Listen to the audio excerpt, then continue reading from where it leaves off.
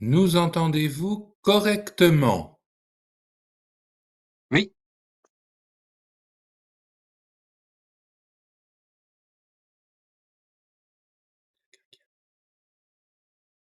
Très bien. Bon, j'ai un certain nombre de vous direz que tout le monde est d'accord avec cette affirmation. Vous nous entendez clairement. Nous allons tâcher de partager l'écran pour quelques images afin de commencer ce café numérique que je vous remercie d'avoir rejoint en ce début d'après-midi pluvieux.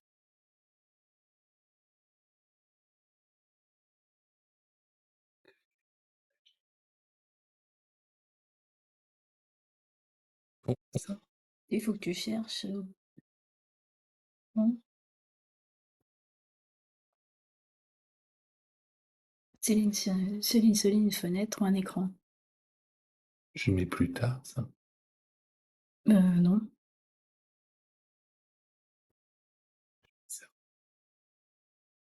Et tu ouvres la fenêtre que tu veux partager. Ah, déjà la connexion est en cours, non? Et si tu ouvres le PowerPoint, par exemple. C'est le truc là. Non, juste à moi.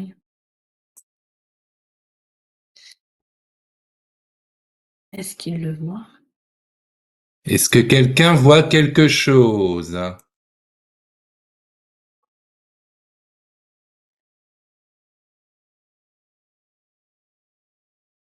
connexion est en cours.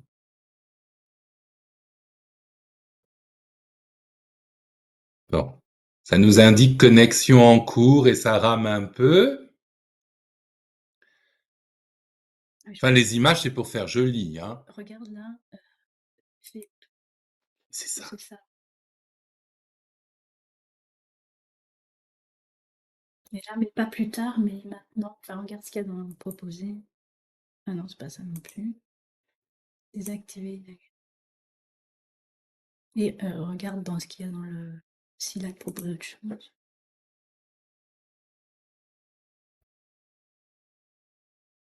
Qu'est-ce que c'est?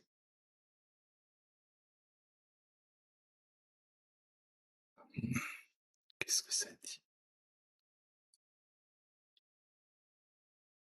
Ça? Mais il le voit pas, le truc ouvert, c'est bizarre.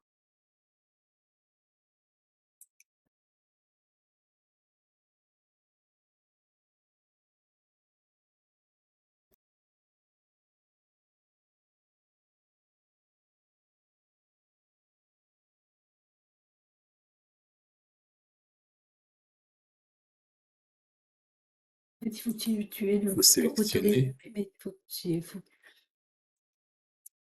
Mais là, ça, tu le vois pas. Ça, inventaire.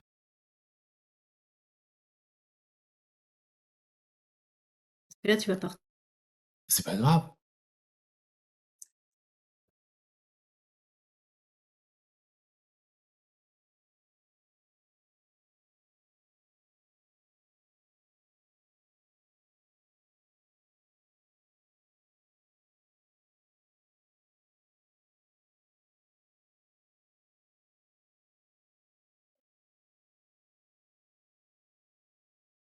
Tu fais partager.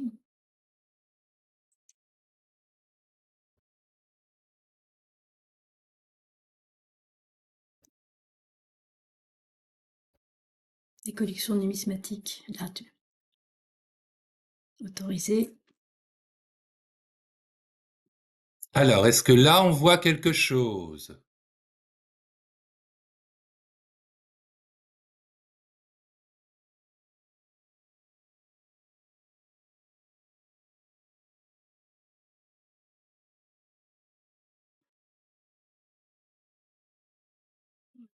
Parce que là,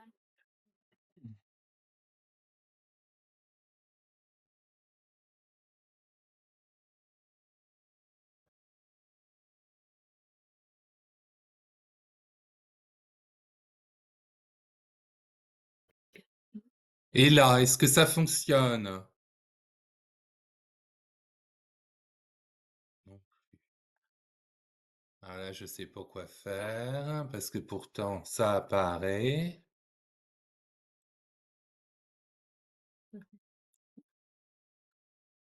C'est les photos, c'était pour faire joli, notez, hein, c'est pas indispensable, indispensable. Mmh.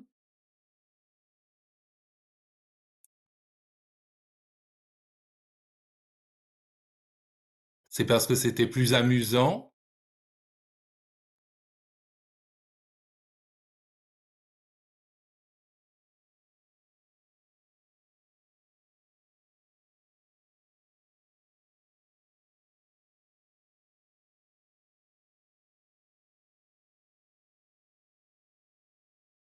Il y a un truc, c'est quoi? Ça, c'est mmh, Il y a rien à faire. c'est pas grave. Bon, on On va faire sans, hein, parce que on comprend pas, pourquoi ça fonctionne pas, ni ce qu'il faut faire, ni comment on va chercher, la chose. c'est celui-là, normalement. Que juste autoriser, si tu coches juste autoriser. Ça nous affiche, vous partagez une autre fenêtre, d'application.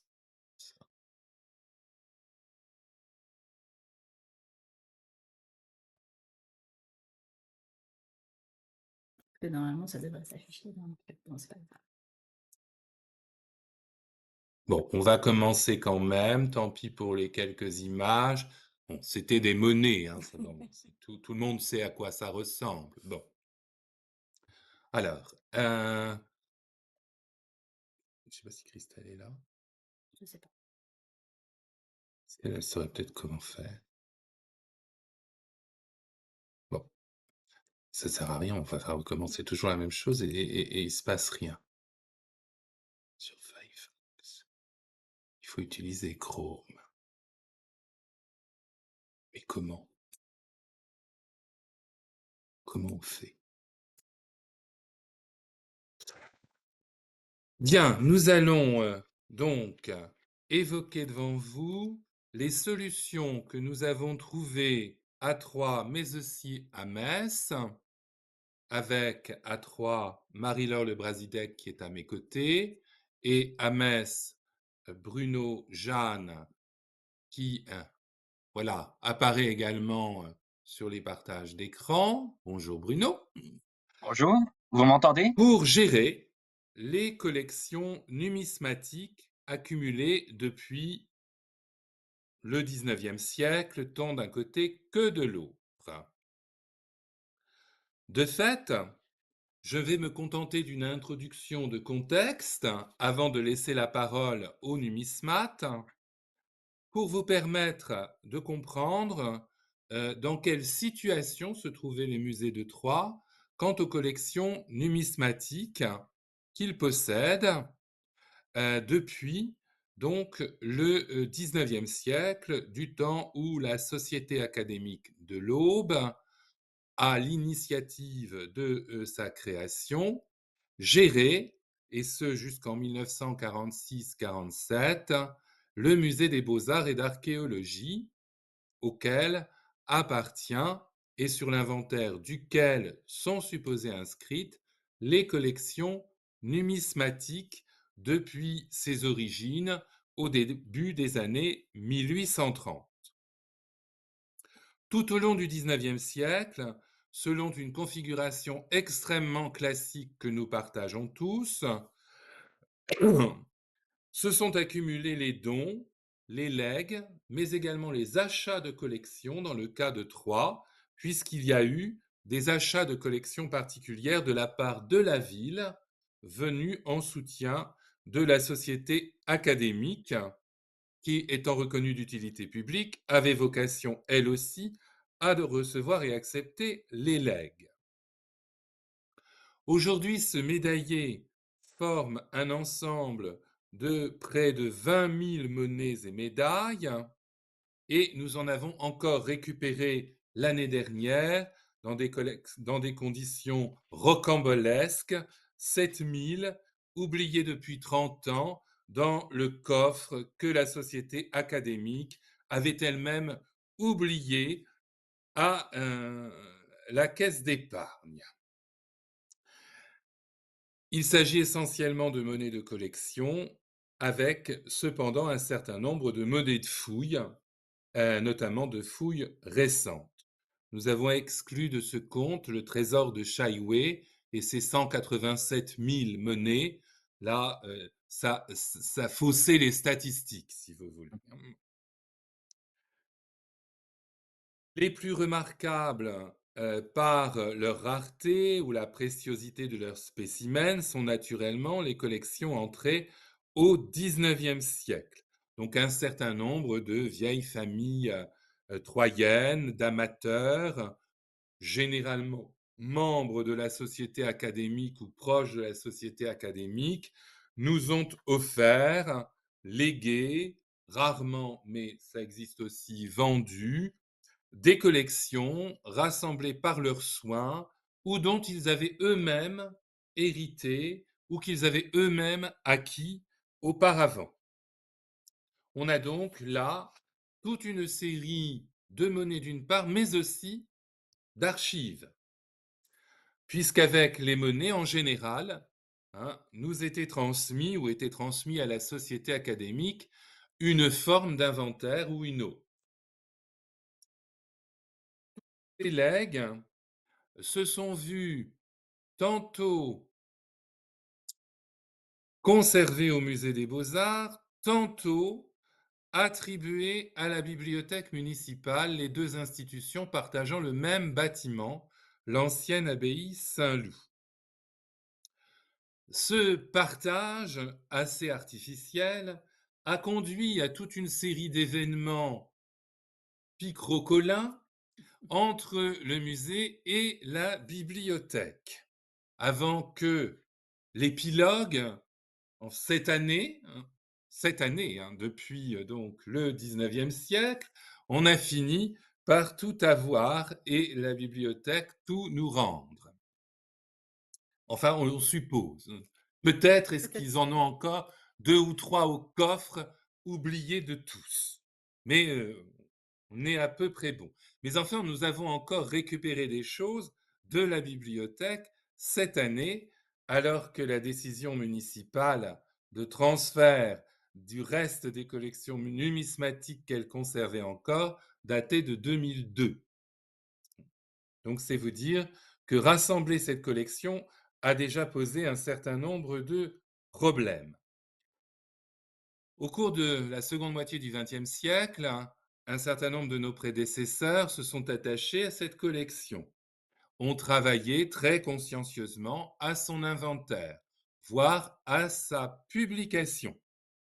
Dans les années 1960-1970, notamment, et encore au début des années 80, des numismates amateurs, mais tout de même tout à fait connaisseurs, ont inventorié un certain nombre des monnaies supposées les plus intéressantes, les plus belles, les plus publiables, ce qu'ils ont fait d'ailleurs, soit au travers de catalogues d'expositions qui se sont tenus à cette époque au musée, soit au travers de publications au sein des corpus pilotés d'une façon ou d'une autre par les associations nationales de numismatique et le cabinet des médailles, aujourd'hui département des antiquités et des monnaies de la Bibliothèque nationale de France. Donc un travail qui avait été suivi par le grand département, on n'appelait pas encore ça comme ça, mais enfin, un travail qui avait été suivi par la Bibliothèque nationale de France et qui a permis la publication de plusieurs centaines de monnaies. Cependant, il n'en reste pas moins que l'essentiel de la collection restait quelque peu dans le vague. D'autant plus que des vols répétés ont eu lieu à la bibliothèque et au musée. 3 vols principaux, sans compter d'éventuels vols pendant la guerre, sans compter les vols du 19e siècle sur lesquels nous avons encore moins de renseignements. Nous étions donc dans une situation où nous disposions de dizaines de milliers de monnaies, pour partie inventoriées correctement, pour une petite partie photographiée correctement, enfin photographiée, pas correctement justement, photographiée, et pour une fraction très mince, publiée et connue, on va dire, du monde savant. Mais c'était la partie émergée de l'iceberg, en quelque sorte, que cet inventaire, pièce à pièce. L'essentiel n'était pas réellement inventorié, au mieux catalogué sur un certain nombre de fiches papier datant pour partie du XIXe siècle, ou seulement accompagné dans les médaillés anciens ou un peu plus récents, mais dans des médaillés traditionnels, de ce qu'on appelle de petits papiers, c'est-à-dire des disques de papier écrits à l'encre et identifiant la monnaie. Identifiant cette monnaie à l'aide de publications depuis longtemps obsolètes aux yeux de la recherche scientifique actuelle. Donc des identifications pour partie approximatives, voire inexactes. Et puis, il y avait des lots, les boîtes à gâteaux habituelles, hein, des boîtes en bois du XIXe siècle, dans des petites enveloppes du XIXe siècle, avec tout un tas de petites pattes de mouche expliquant que Madame Michu avait, en 1897, apporté à la Société académique la monnaie bidule, soigneusement mise dans la petite enveloppe et glissée dans la boîte où plus personne n'y avait touché depuis lors. Donc tout ça sans compter les 8 kilos de monnaie trouvés au coffre de la Société académique. 80 kilos, pardon, oui, 80 kilos, 7000 monnaies. Hein, il a fallu forcer le coffre, ils avaient perdu la clé. Tout ça l'année dernière. Donc, c'est vous dire que nous étions devant un océan de monnaie et au sein, comme souvent, de la conservation des musées de Troyes, il n'y a évidemment aucun numismate en capacité d'identifier clairement euh, la, l'authenticité, la paternité, l'origine et l'historique de chacune de ces monnaies, médailles, sceaux, etc. Devant ce constat, loin d'abandonner les monnaies à leur sort, c'eût été triste, on s'est dit quand même, il y a toute une série de monnaies d'or, des centaines, des milliers même de monnaies d'argent, il en est d'antiques, de gauloises, de byzantines, de féodales, de modernes. Nous avons fait appel aux bonnes volontés, c'est-à-dire d'une part, continuer à travailler avec des numismates amateurs extrêmement éclairés, en l'occurrence Monsieur Christophe Adam, hein, qui est spécialiste de la numismatique féodale champenoise en particulier, qui a publié, grâce à nous, hein, c'est le musée qui a publié, donc écrit par Monsieur Adam, un catalogue de l'ensemble connu des monnaies des comtes de Champagne et du comté de Champagne en général, c'est-à-dire des différents évêchés, etc., tous les féodaux du comté de Champagne. Même le cabinet des médailles, à qui nous avions par correction voulu faire relire le catalogue, nous a dit c'est pas la peine, il en sait plus que nous. Bon. Donc, mais voilà, c'était une partie de l'iceberg. Mais il fallait traiter l'ensemble.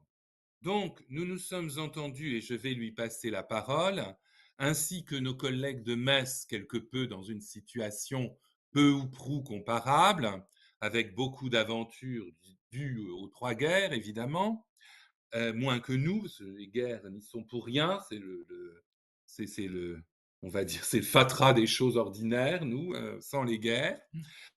Nous sommes convaincus qu'il fallait une intervention professionnelle extérieure, exactement comme nous pouvons faire appel à tel ou tel scientifique pour dater un bois par dendrochronologie ou pour restaurer une œuvre d'art, ça nous paraît une chose toute normale.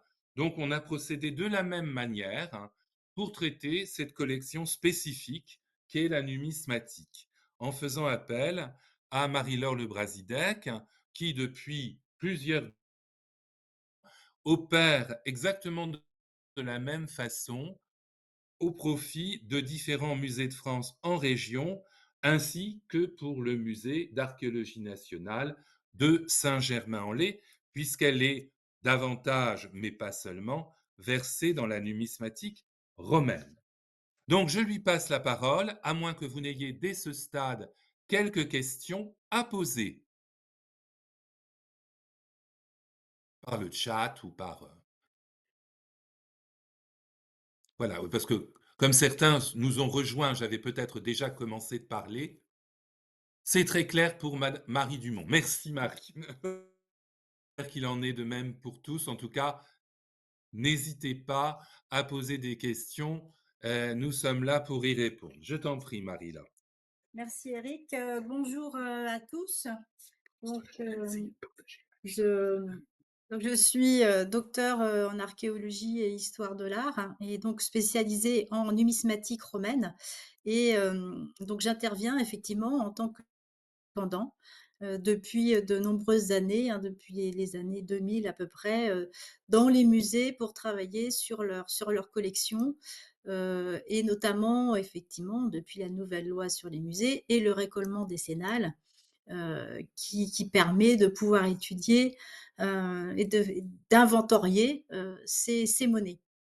Donc en fait, la plupart du temps, donc quand on fait appel à moi, il est important de venir commencer par faire un état qu'on pourrait appeler un audit afin, d'avoir une vue d'ensemble des collections, de pouvoir faire des comptages, de voir comment elles sont conditionnées, quelles sont toutes les étapes à réaliser, pour l'étude, l'inventaire, le reconditionnement des monnaies présentes et estimer, le temps, qui devra être consacré, à toutes ces étapes et qui est évidemment, défini avec la direction, du musée, compte tenu de ses attentes.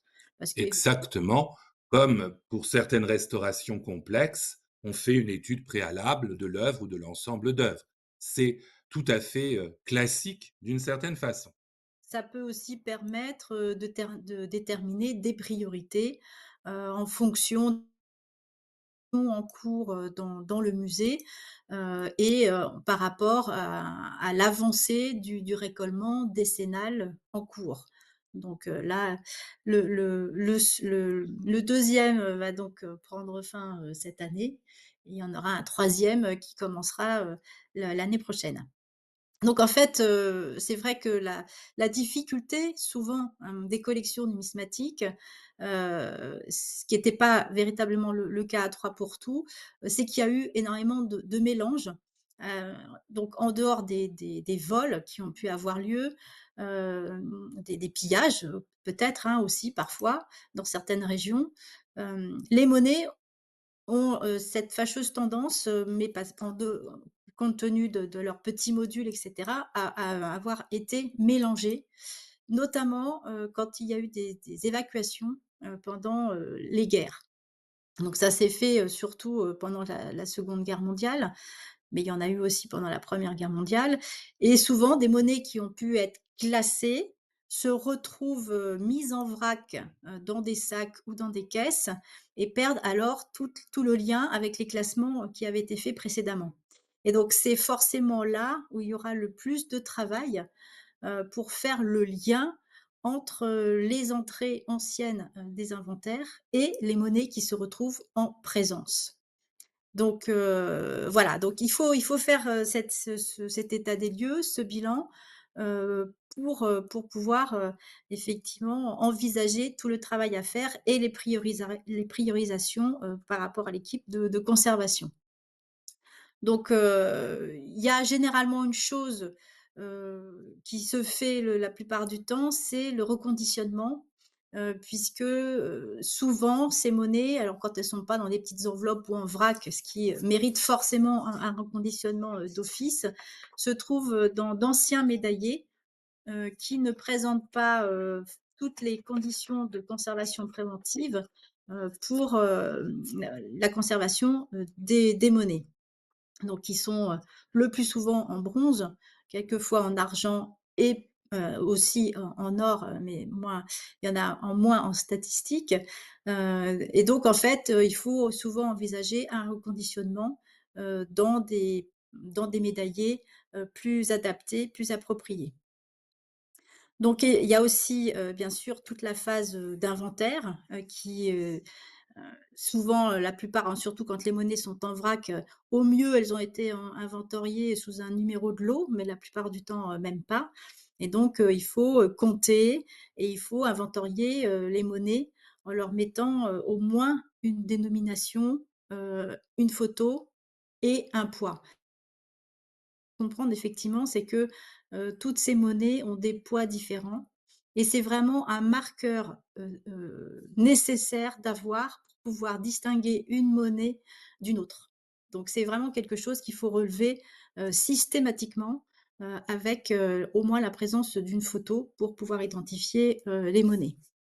Et là, c'est là que, évidemment, se situe un partage utile entre le travail du numismate venu de l'extérieur, hein, et à qui nous avons donc commandé ce travail, et le travail en interne de la régie, hein, et des chargés d'inventaire qui naturellement ne restent pas spectateurs de ce travail, mais participent pleinement de ce travail pour qu'il soit efficace, c'est-à-dire que l'ensemble des prises de poids, que l'ensemble des photographies, selon les indications, puisqu'il y a une orientation particulière à donner à la monnaie pour qu'elle puisse ensuite circuler dans le monde savant et être décrite correctement, hein, est assurée par les équipes du musée, bien sûr.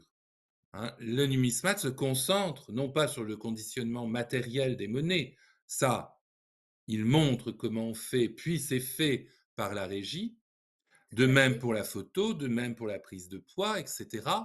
Hein.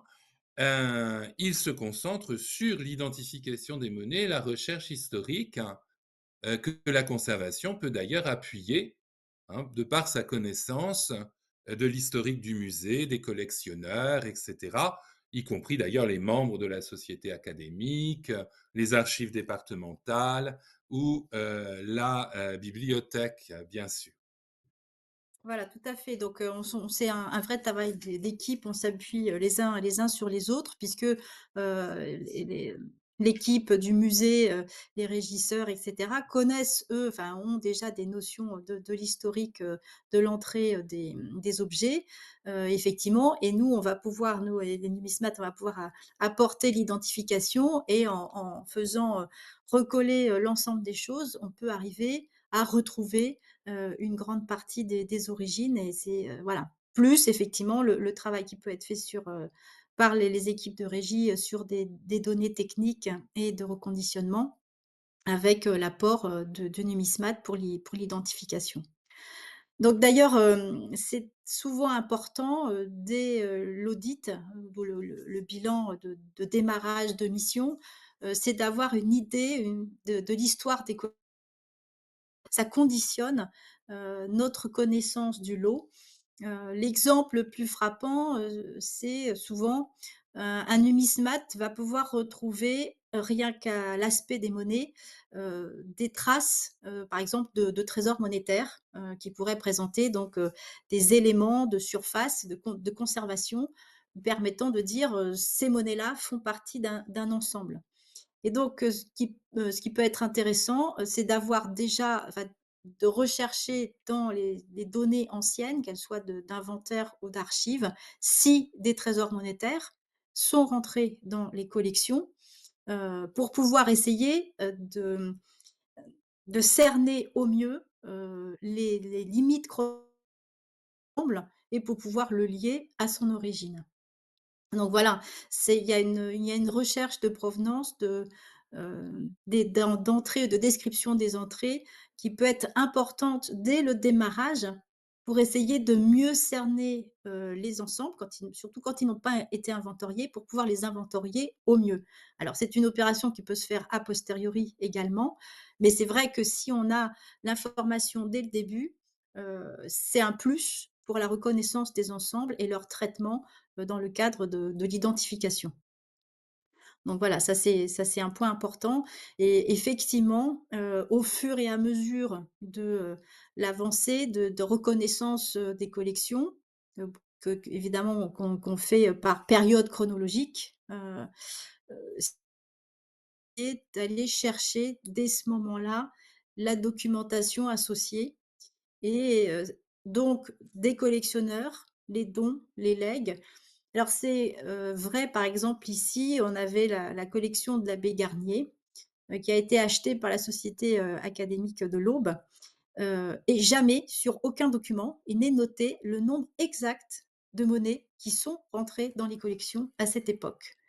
Donc c'est toute une difficulté d'être sûr, aujourd'hui, que nous avons la totalité de la collection quand il y avait aucun total de monnaie qui était annoncé et c'est vraiment un exemple, hein, on a absolument retrouvé aucun document pour le moment avec heureusement, heu, quand la collection est entrée, elle a gardé tous les petits papiers, écrits donc de la main de l'abbé Garnier, pardon, qui donnent, la description de l'objet et surtout, au revers de ce petit papier est indiquée la provenance.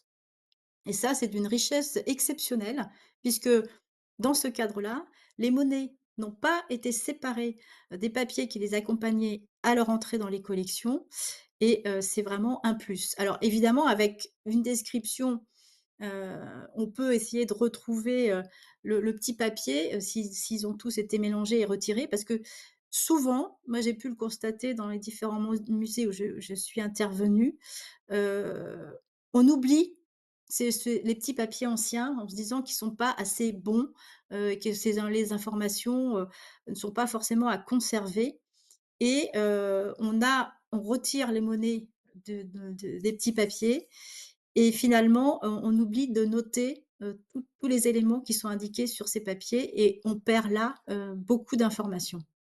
Donc il faut, heu même si ces petits papiers ont été, se retrouvent encore dans une boîte parce qu'ils ont été, mis de côté, c'est quelque chose qu'il faut aussi exploiter, parce que, par exemple, l'exemple de la collection de l'abbé Gardner nous apprend énormément de choses par les petits papiers et dans les archives, de la société académique déposées aux archives départementales de l'Aube, on a retrouvé aussi des carnets, écrits, par l'abbé Garnier et où il reprend, l'ensemble, des éléments de sa collection et donc on peut croiser les 2 sources d'informations, pour arriver, à avoir des données d'inventaire les plus complètes possibles. Donc puisque au fur et à mesure de l'identification avec, la régie et la direction, on choisit les numéros d'inventaire rétrospectifs à donner à ces ensembles-là, pour les, informatiser donc, pour ma part, j'ai l'habitude d'utiliser, les logiciels Micromusée et Flora et donc, je peux, remplir directement, faire la saisie, des différentes monnaies ou médailles ou jetons directement dans le logiciel d'informatisation. Donc avec toutes les données, que le numismate va apporter, donc c'est-à-dire on décrit les monnaies, on les date, on donne les ateliers de frappe et on le donne les références aux ouvrages de numismatique, qui sont utilisés pour chaque période et éventuellement on peut aussi mettre, un lien en place avec les bases de données en ligne, qui permettent de retrouver, les monnaies. Donc, notamment ça c'est vrai pour les monnaies antiques, en particulier puisque, des grandes, organisations ou des sites comme la Bibliothèque nationale de France, le cabinet des médailles, font, mettre leurs collections en ligne et donc on peut faire le lien avec les exemplaires qui sont mis en ligne. Donc voilà, il y a une interaction entre le travail du numismate, le travail, des équipes, du musée pour les recherches de provenance et au fur et à mesure, alors donc en fait, hem, dans la pratique, évidemment, c'est pas quelque chose qu'on va faire d'un bloc et en une seule année. Donc en fait, moi, j'ai plutôt l'habitude d'intervenir, plusieurs semaines par an, sur un chantier des collections qui peut s'étaler sur plusieurs années, ce qui permet à la collectivité, d'étaler à accorder à, ces missions de chantier des collections ou de récolement. Actuellement, à 3, ce budget est annuellement de 10 000 €. Donc vous voyez, c'est pas un budget très important, hein. On peut faire des choses, hein, si on compare aux restaurations ou autres, hein. Voilà, c'est pas non plus alors à ces 10 000 € s'ajoute évidemment l'achat, en tout cas au début, du matériel de reconditionnement dont il a été question puisque l'on a acheté naturellement des médaillés, plastiques, tout à fait contemporains. Alors c'est beaucoup moins joli que les médaillés C'est boules, sûr. du 19e siècle, qu'on a gardés bien sûr, mais dans lesquels on ne met plus les monnaies dans de magnifiques plateaux, en cuir, gaufrés, rouges, dorés, machin bidule. On choisit un peu plus d'efficacité et de pérennité. Bon, donc c'est un voilà. Bien évidemment, c'est sont subventionnés tous les ans par notre DRAC Grand Est, hein, à environ 30. Voilà. Voilà. Hem, J'entends le travail de Marie-Laure comme les acquisitions de, matériel. et donc au fur et à mesure de l'avancement du chantier, vous voyez qu'il peut s'étaler sur plusieurs années, c'est aussi, la possibilité de mettre en place la valorisation des collections, que l'on redécouvre, au travers, de ce travail, d'inventaire et d'étude et donc on peut, ça peut prendre le biais de conférences qui sont données, aux sociétés, académiques, ou la participation, à des colloques aussi pour un point précis, dont je donnerai, un exemple pour 3 en fait, puisque, avec les collections de monnaies qui étaient, conservées, à la bibliothèque, donc la médiathèque de Troyes, ont été retrouvés, 6 cadres qui contiennent en fait des empreintes, qui sont probablement en étain et qui ont été dorées et qui reprennent les 286 types de médailles, et qui a été publié dans, ce qu'on appelle l'histoire métallique. Donc c'est l'histoire du règne de Louis XIV par les médailles. Et donc ces 6 cadres, remplis d'empreintes de médailles ont été retrouvés.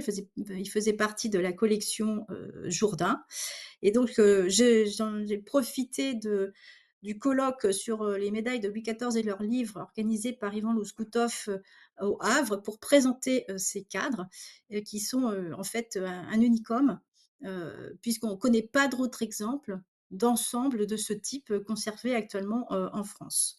Donc, vous voyez, on peut aussi retrouver des choses et c'est important que nous avons avec nos collègues dans tous les différents domaines de la numismatique, de pouvoir, échanger, discuter et de pouvoir mettre en valeur aussi, dans le cadre, soit d'un colloque, mais avec souvent des actes qui sont publiés, soit d'une conférence, soit d'une publication, directe. Donc ça aussi, ça permet au fur et à mesure, de montrer que le travail, avance et de montrer qu'il y a des résultats au travail qui est engagé. Résultat, il se trouve que, à Munich, le musée numismatique fait une exposition en 2026 sur les médailles de Louis XIV et il va nous emprunter un de ses cadres.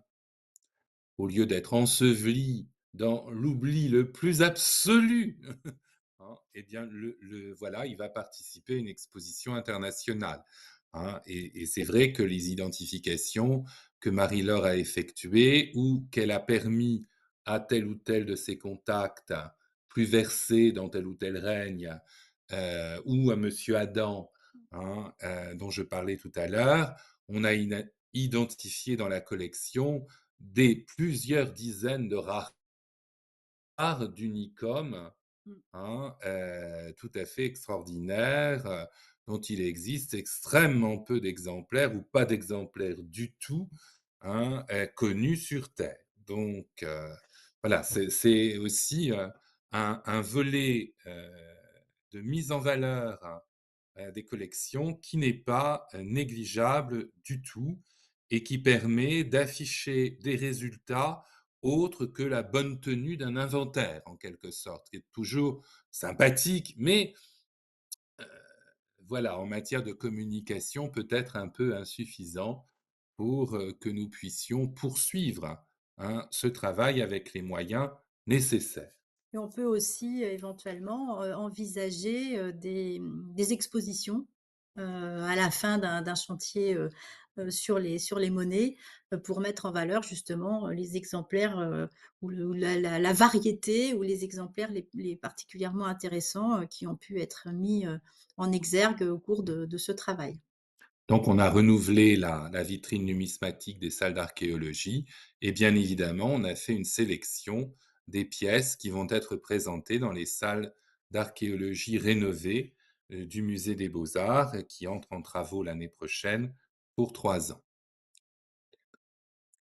Bruno, tu as peut-être, des éléments, vistes à apporter, sur ton intervention, au musée, de la Cour d'Or à Metz? Alors, bah, je vous remercie, pour votre intervention, déjà. Bruno nous entend Hem, paraît un peu figé. Alors je vais lui faire un Est-ce que vous petit m'entendez? coucou. Sinon, Y a si vous avez déjà des Oui, questions bien sûr, à hein, si vous poser, avez des questions.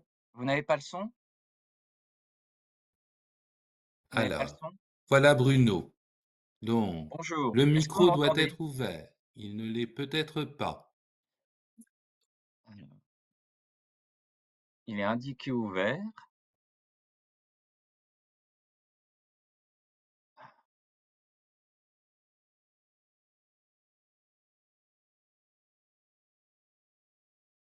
Est-ce que vous m'entendez mieux? Alors, ah voilà, le micro est apparu ouvert maintenant sur mon écran. Est-ce Peut-être va-t-on entendre Bruno. Enfin, sur mon écran, c'est vert en tout cas. est-ce que vous m'entendez? Et on n'entend toujours rien. Ah, est-ce qu'on est les seuls à ne pas entendre ou est-ce que Parce que est-ce le micro est supposé ouvert, hein, oui, Daniel. oui, oui, oui. C'est... tout le monde entend? Du côté des musées, on vous entend, en tout cas pour les personnes D'accord. qui sont connectées. Le son, Alors, Donc je le vais problème doit proposer venir de Où est-ce qu'il est 3. le son? le petit haut-parleur là. Je vois pas où il est, le hem, haut-parleur. Là? bah, je vais répondre le temps qu'ils résolvent, le problème. Au fond? Toute la Oui, sur présentation le qu'a fond. fait Marie-Laure, actuellement, je travaille beaucoup au musée de Metz Non, depuis on une n'entend décennie, mais toujours également rien. au Et musée l'image de parfois Haguenau. se fige. Alors, Alors, je vais prévenir, et en fait, tout ce qui a été, présenté par Marie-Laure se retrouve dans ces 2 institutions. On est les seuls à pas entendre. Ah d'accord. ah, tout Alors, le monde entend. Ben, très bien. Alors, écoutez, Bruno, continuez de parler. Nous, c'est pas grave, hein, 2 minutes? D'accord. Donc voilà, actuellement, je vais prendre l'exemple du musée de Haguenau plutôt. C'est un chantier, sur lequel on travaille, avec l'équipe, de conservation depuis 2022 à peu près, et on a Bien, hein. procédé comme à 3. J'entends rien. Je suis venu faire un sorte d'audit, voir l'état de la collection Encore et été d'une efficacité heu, exceptionnelle quand même. tout ce qui est quantitatif et Parce que là, en plus, je qualitatif, suis supposé enregistrer, et mais puis c'est ensuite on apparemment, a je abordé sais la pas si ça question fonctionne ou du pas. reconditionnement, et ensuite on a commencé par étapes sur plusieurs années, donc c'est actuellement en cours, à, Tu étudier, coupes le micro. récoller Le et mien, j'ai rechercher dit. l'historique, de toute cette collection. Hem, Comme à 3 sur à peu près 5 000 exemplaires, on a trouvé des unicums, donc des monnaies, uniques, Et donc on a décidé de faire une première thématique, une première synthèse de ces premières années de recherche, en organisant un colloque qui aura lieu le 5 et 6 juin, 2025 à Haguenau, en association avec la Société française de numismatique et parallèlement avec une première exposition thématique introductive de 3 mois, pour présenter ce chantier des collections et on va dire les premiers résultats de nos études. En ce Pour ce qui est de Metz, c'est la même chose, sauf que, on a une collection d'à peu près 50 000 monnaies. Donc, pareil, on a organisé également des colloques sur le modèle de Troyes avec différentes sociétés savantes.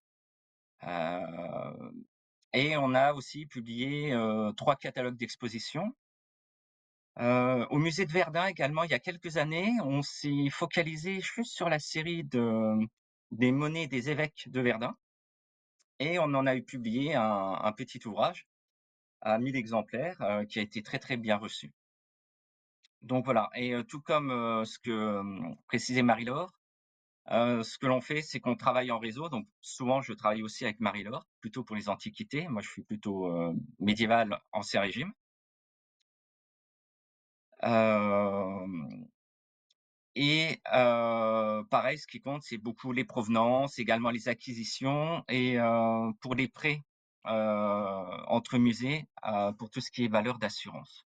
Voilà, donc voilà, tout ce que vous a présenté Marie-Laure, grosso modo, c'est la bonne méthodologie à adopter et c'est celle qui est préconisée par le grand département, donc de la BNF.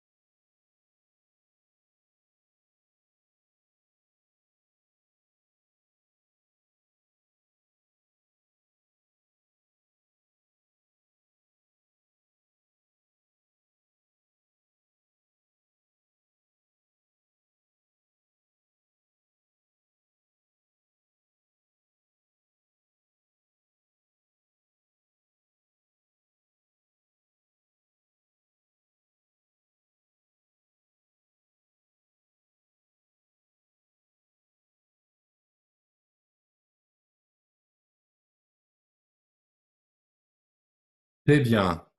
Je je comprends que Bruno a achevé son exposé de son côté. Je vois qu'il y a une question sur le coût à Agno depuis 2022. Je le laisse peut-être répondre dans le chat. Pour notre part, hein, je l'ai dit, c'est 10 000 € pour 8 semaines de travail par an, moitié en présentiel, moitié en distanciel, puisque nous avons pu, contrairement à la visio de ce matin, partager sans problème avec Marie-Laure sur notre base Flora, qu'elle peut donc abonder à distance par VPN. Hein. Donc voilà, on sait pour préciser de notre côté par rapport à Agno. Nous en sommes à la deuxième année, même si Troisième. la troisième, 2 ans donc de travail effectif et la première année, c'était pour le constat. Voilà, Hein, donc l'audit. voilà, le constat a pris 15 jours sur place, plus ensuite le traitement évidemment des données en champ.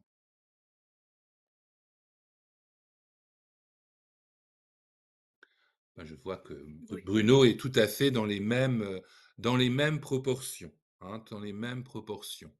On va essayer d'accélérer un peu l'année prochaine si on le peut, hein.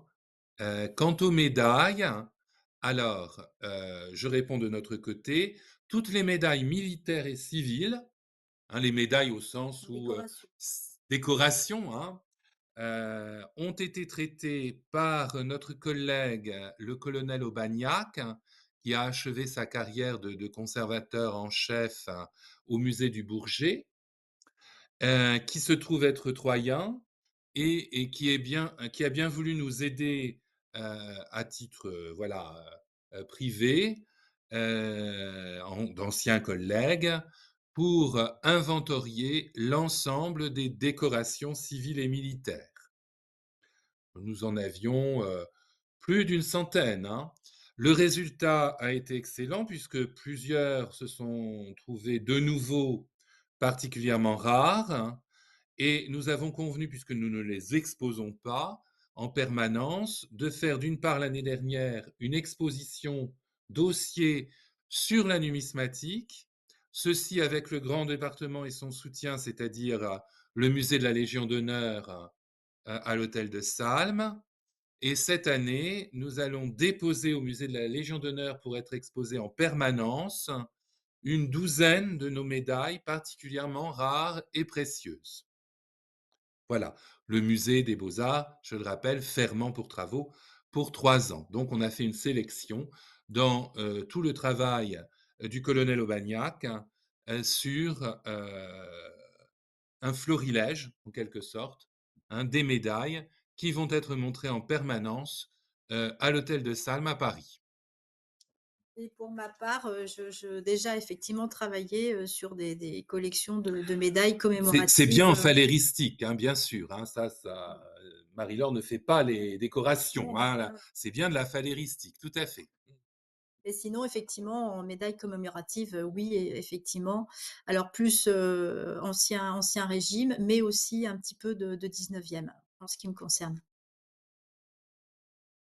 Et Puisqu'il s'en trouve, la plupart du temps, ah oui, oui, beaucoup dans les musées, qui ont c'est acquis au 19e siècle la série, des grands hommes, voilà, qui ont tout ce qui est été frappé sous Louis-Philippe en exactement. particulier, toutes les médailles, qu'ont reçues, bah, les sociétés savantes, les mérites agricoles, enfin toutes ces choses-là, hein. On a même eu quelques dons d'ailleurs, hein, de ce type de médailles ces dernières années, hein, puisque comme on a réactivé les choses, bah, on a eu de nouveau des dons. Et puis on voulait terminer, parce que l'heure avance, il est bientôt 14 heures, hein, par le fait que ça nous sert aussi à autre chose. En fait, comme je l'ai dit dans mon introduction, on nous a volé, plusieurs fois des monnaies. Bon, on ne nous a pas volé que ça, mais enfin on nous a volé aussi des monnaies. Alors, comme la mode est aux restitutions, nous on a bien compris nous rendre. Vous voyez ce que je veux dire? Donc, nous avons identifié, les monnaies d'or les plus rares qui nous avaient été volées. Elles sont si rares qu'en fait, elles sont uniques.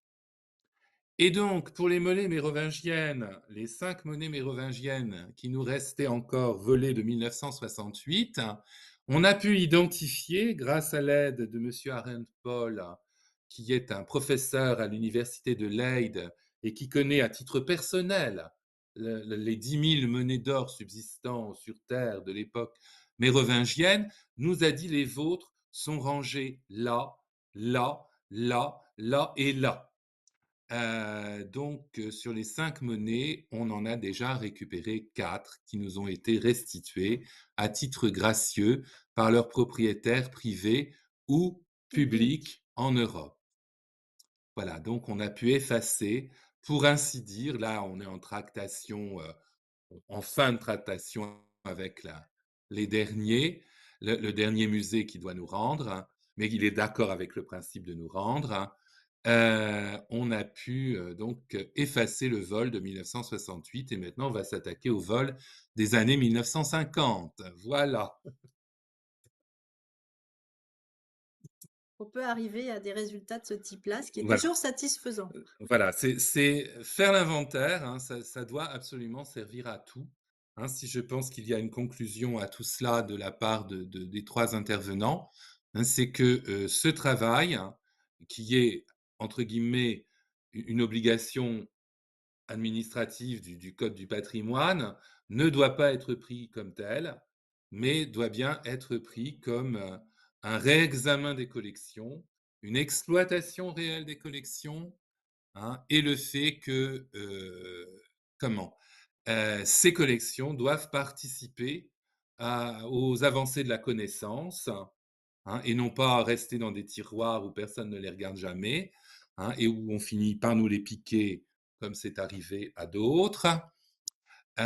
Il faut les faire vivre et c'est un excellent moyen pour une somme très raisonnable, hein, sincèrement très raisonnable, d'obtenir de multiples résultats, hein, en faveur de collections a priori complexes parce que nous les méconnaissons, mais ça n'est pas une raison, hein, tout comme les médailles militaires, le militaria, enfin un tas de choses qui sont très spécialisées dans nos collections. Il ne faut pas hésiter, il y a des solutions, il y a des personnes ressources et il y a des résultats. Oui, Voilà. tout à fait et comme le dit Bruno, une monnaie publiée ou informatisée, on va dire, Ah ben, est une monnaie sauvegardée. Donc effectivement, ça c'est très important. voilà, s'il n'y a pas d'autres interventions, il ne nous resterait plus qu'à vous remercier de votre attention, hein, nous étions une bonne vingtaine. Voilà. Là, il y a une Voilà. question pour Bruno, ben il pourra certainement répondre, hein. Et ben, nous vous disons à très bientôt, peut-être à Meisenthal pour, la journée d'études de vendredi ou pour un prochain café numérique de Musée Grand Est, auquel naturellement tout à chacun, s'il ne l'a pas déjà fait en Grand Est, est invité à adhérer de rechef.